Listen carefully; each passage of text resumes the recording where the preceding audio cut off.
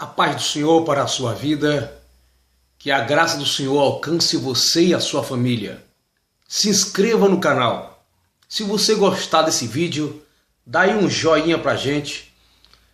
Nós queremos continuar divulgando a palavra de Deus, propagando o Evangelho. A palavra de Deus como ela é, sem rodeios. Eu quero ler em Lucas capítulo 4, versículo 6, a seguir.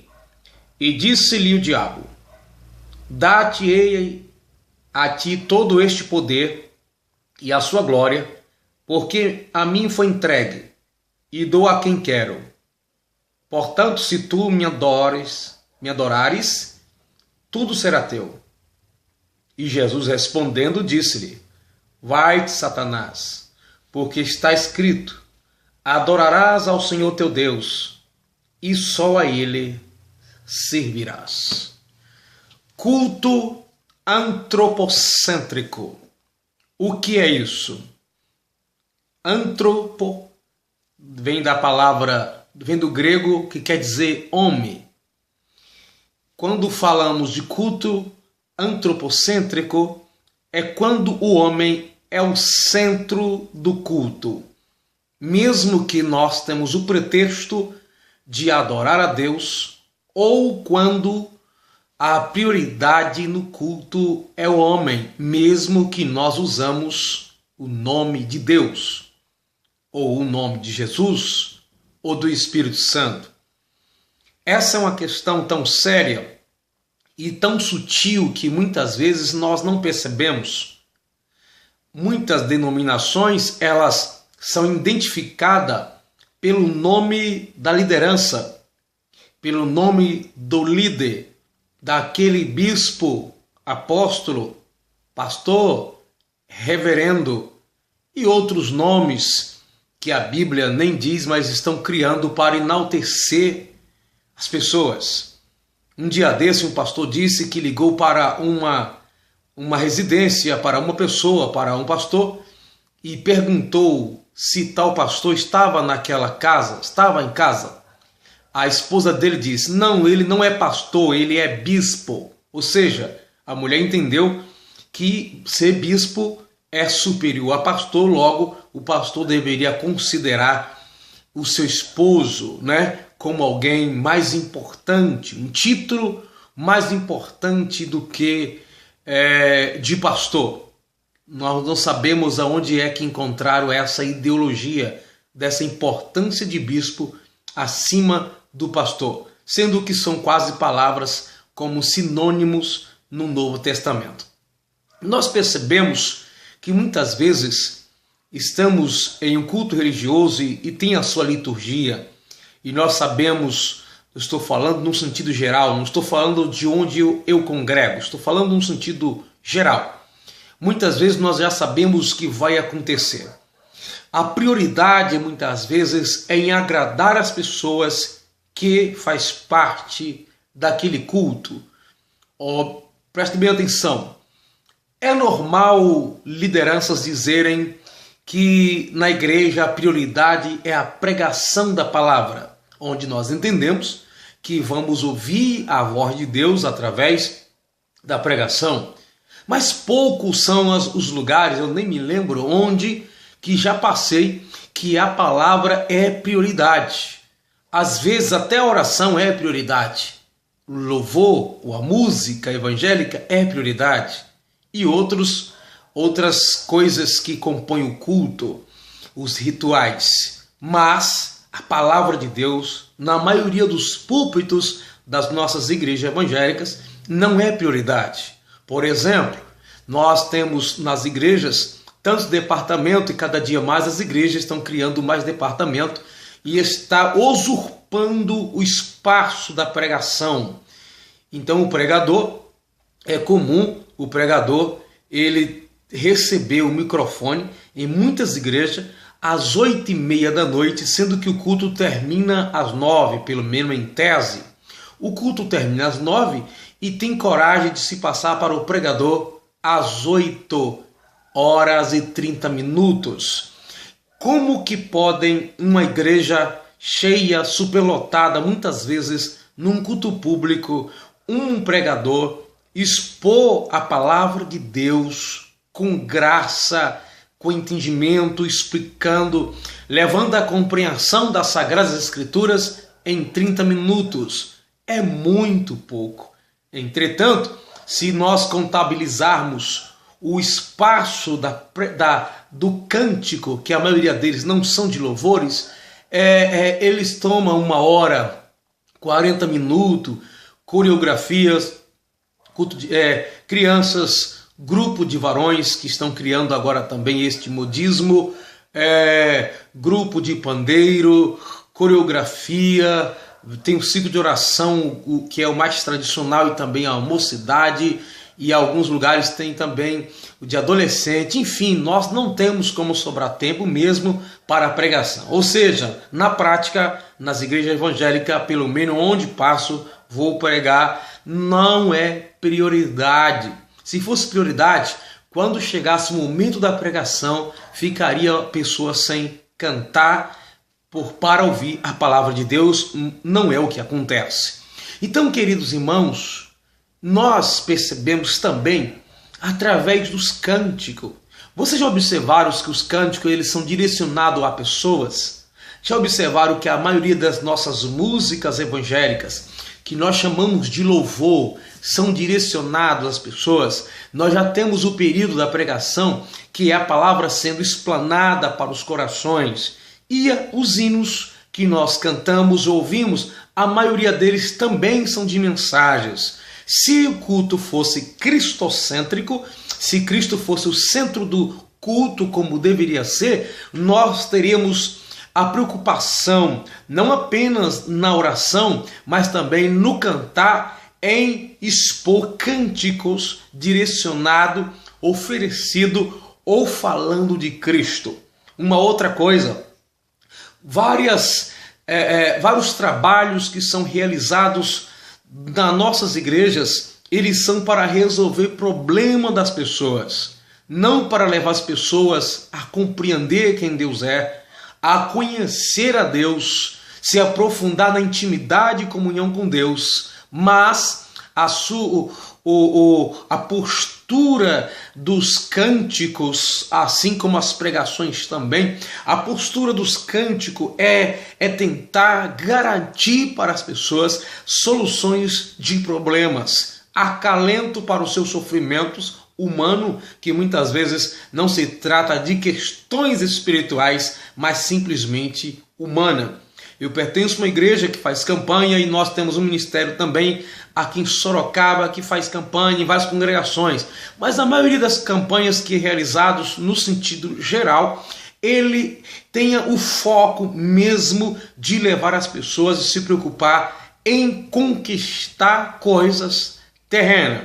Então, nós vivemos nesse paradoxo. Enquanto a Bíblia diz, não buscai as coisas que são da terra, não pensai nas coisas que são da terra, mas daquelas que são do alto, daquelas que vêm de Deus. Nós falamos muitas vezes isso, a Bíblia diz e nós repetimos, mas, no entanto, muitas pregações são para resolver problemas, que não é a questão da alma e do espírito, é apenas fixação dos bens materiais nos corações. Enquanto as pessoas dizem assim, enquanto nós deveríamos, ou melhor dizendo, nós deveríamos ir à igreja a adorar a Deus, louvando, cantando, salmodiando, falando das maravilhas que Deus é poderoso para fazer, o que Deus tem feito, exaltar o seu nome, nós deixamos as pessoas com seu ego lá em cima. Parece um local de consolo pelaquilo que as pessoas perderam, ao invés de levarmos a elas a comunhão com Deus. A Bíblia diz, não se preocupe com os bens materiais, com comida, com vestimento,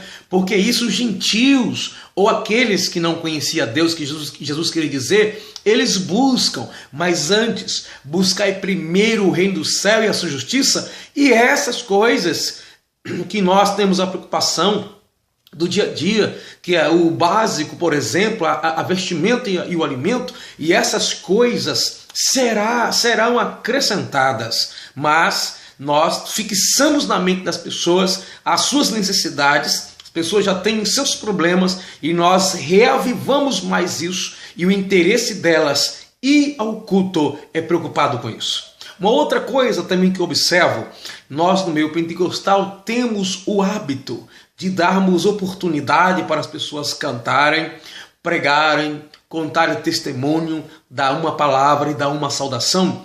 E essa questão é complexa porque estamos diante de pessoas em que nós deveríamos levar mais a sério essa questão de quem está falando, a postura, o que dizer, a maturidade, para qual grupo essa pessoa está dirigindo palavra.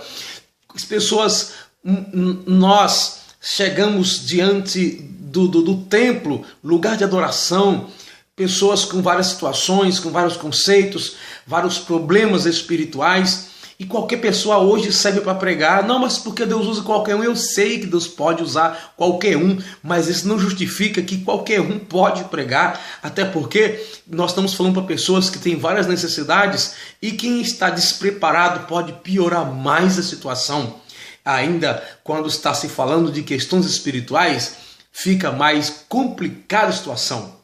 Mas por que é antropocêntrico? Porque a maioria dessas oportunidades é para agradar as pessoas, para que elas não mudem, para que elas não fiquem tristes, e em nome de um suposto treinamento e de preparo para essa pessoa, nós damos oportunidade para elas, dizendo que estamos dando chance para elas crescer, sendo que elas poderiam falar, cantar para grupos menores, em lugares mais reservados, mais fáceis de se lidar, onde a própria pessoa se sinta mais à vontade. Então, nós precisamos entender, o templo não é lá que Deus habita, mas nas pessoas que ali congrega. E neste momento de culto, precisa ser bem coordenado no sentido humano e no sentido espiritual. No sentido humano, nós precisamos ter sabedoria. No sentido humano, precisamos organizar o local para recebermos todo tipo de gente. No sentido espiritual, precisamos de preparo também espiritual, porque muitas pessoas hoje sofrem com conceitos errôneos, porque aprendeu errado por pessoas que entendiam muitas coisas erradas. Sei que ninguém é perfeito, mas nós podemos melhorar. Então o culto é direcionado a Deus e não ao homem. Então tudo que vamos fazer temos que apontar para Cristo. Temos que apontar para a sua palavra. O próprio Jesus, sendo filho de Deus, não cometeu pecado algum, mas ele disse que ele veio aqui para glorificar o Pai. Tudo que ele fazia era para a glória do Pai. Jesus tinha a intenção de levar o povo a Deus, de revelar Deus através das suas obras, através da sua vida, através do seu caráter. Então, nas suas ações, as pessoas via quem Deus é. Essa era a proposta de Jesus. A proposta de Jesus não era que as pessoas olhassem para ele e vissem ele como um super-homem, como alguém sublime, como alguém grandioso, alguém perfeito, apesar de ele ser perfeito e ser do Filho de Deus. Mas como homem, não era a postura de Jesus, não era a intenção de Jesus, não era que sua voz anunciasse nas praças e que ele fosse aclamado pelas pessoas, mas que a sua mensagem fosse ao alcance de todo, mudando história, mudando vidas, para que fossem pessoas melhores na presença de Deus, e isso refletisse no relacionamento humano. Então nós precisamos entender, nós estamos no templo, é para adorar a Deus, é para cultuarmos ao Senhor, é para servirmos ao Senhor na beleza da sua santidade. Nós podemos até cantar cântico de mensagens, mas a prioridade é louvar. Nós cantamos muito nas nossas igrejas, comunidade, pentecostal, neopentecostal, enfim, está tudo no mesmo caminho, modismo. Os cânticos são sempre os mesmos, a direção sempre sendo o homem. Consolar o homem, exaltar o homem, sempre falar a respeito do homem e dizer do que se faz. Basta o que nós ouvimos nos púlpitos, as pessoas têm que dizer que ela jejuma, que ela ora, que ela consagra, que ela lê, que ela faz, acontece o tempo todo, e nós ainda temos que falar direcionado às pessoas e sempre enaltecendo o ego humano. Nós precisamos direcionarmos a palavra aos corações falando de Deus, porque por mais que tenhamos tanto entendimento, tanta igreja, tanta teologia, tantos ministérios, nós percebemos que as pessoas estão morrendo por falta de conhecer a Deus, porque nós estamos mostrando muito mais a elas o mundo, o universo humano, do que o mundo de Deus, o universo de Deus, a divindade de Deus, o caráter de Deus, quem Deus é. É por isso que hoje as pessoas estão tão materialistas, as pessoas estão se preocupando mais com o que Deus pode fazer por elas do que aquilo que Deus quer delas. Mais que Deus pode realizar ao seu favor do que aquilo que Deus espera, porque o culto está apontando para este lado.